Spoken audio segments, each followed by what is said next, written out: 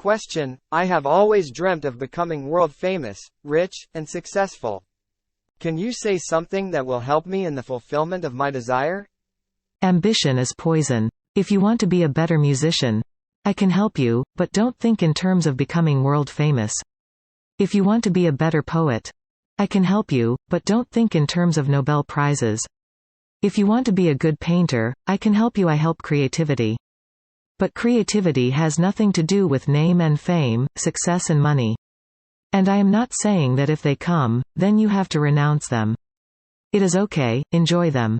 But don't let them become your motivations, because when a person is trying to be successful, how can he really be a poet? His energy is political. How can he be poetic? If a person is trying to be rich, how can he be a real painter? His whole energy is concerned with being rich. A painter needs his whole energy in the painting, and the painting is here now.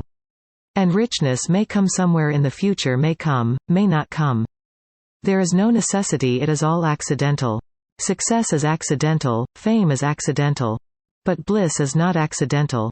I can help you to be blissful. You can paint and be blissful. Whether the painting becomes famous or not, whether you become a Picasso or not is not the point at all. But I can help you to paint in such a way that while you are painting, even Picasso may feel jealous of you. You can be utterly lost in your painting, and that is the real joy. Those are the moments of love and meditation. Those are the moments that are divine. A divine moment is one in which you are utterly lost, when your boundaries disappear, when for a moment you are not and godliness is. But I cannot help you to be successful. I am not against success, let me remind you again. I am not saying don't be successful. I have nothing against it, it is perfectly good. What I am saying is don't be motivated by it, otherwise, you will miss painting, you will miss poetry. You will miss the song that you are singing right now. And when the success comes, you will have only empty hands. Because nobody can be fulfilled by success. Success cannot nourish you. It has no nutrients in it. Success is just hot air. Just the other night, I was reading a book on Somerset Maugham. Conversation with Willie. The book is written by Somerset Maugham's nephew, Robin Maugham. Now, Somerset Maugham was one of the most famous, successful, rich persons of his age. But the memoirs are revealing. Robin Maugham writes about his famous and successful uncle, Somerset Maugham. He was certainly the most famous author alive. And the saddest. You know, he said to me, I shall be dead very soon. And I don't like the idea of it at all. And this statement was made when he was 91.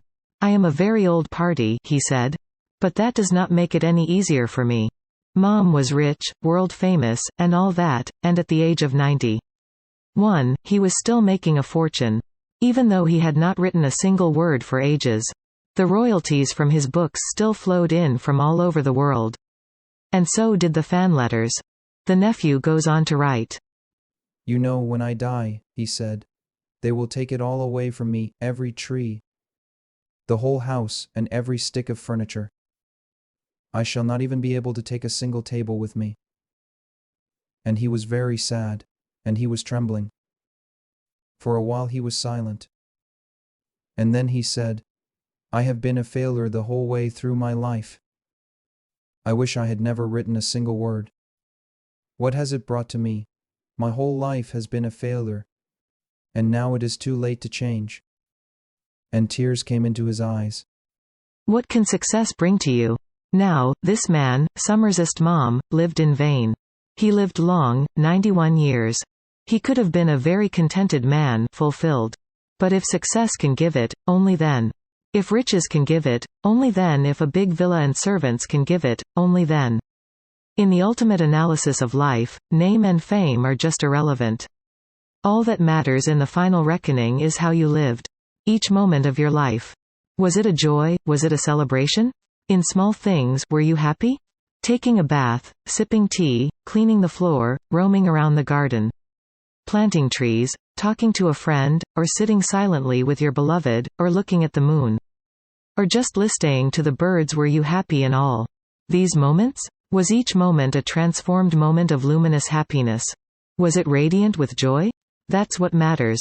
You asked me whether I can help you in the fulfillment of your desire. No, not at all, because that desire is your enemy, it will destroy you. And one day, you will weep in frustration. And then you will say, and now it is too late to change.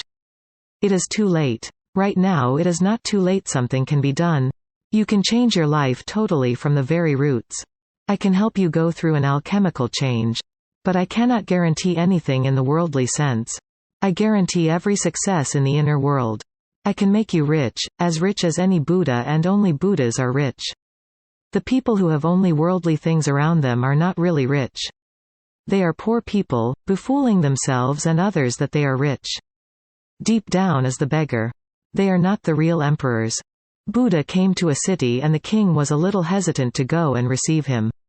His own prime minister said, "If you don't go and receive him, then take my resignation, then I cannot serve you anymore." The king said, "But why?" And this prime minister was indispensable. Without him, the king would have been lost. He was the real key to his power. He said, "But why? Why do you insist? Why should I go to receive a beggar?" And the prime minister, who was an old man, said, "You are the beggar and he is the emperor, that's why. You go to receive him, otherwise, you are not worth serving." The king had to go. Reluctantly, he went. But when he had seen Buddha, he went back, touched the feet of the old man, his prime minister, and he said, "You were right, he is the king, I am a beggar." Life is strange. Here sometimes kings are beggars and beggars are kings. Don't be deceived by the appearance. Look in. The heart is rich when it throbs with joy. The heart is rich when it falls in harmony with Tao, with nature, with the ultimate law of life. The heart is rich when you fall in harmony with the whole. That is the only richness there is. Otherwise, one day you will weep and you will say, "It is too late." From the book, Fame, Fortune, and Ambition. What is the Real Meaning of Success? By Osho.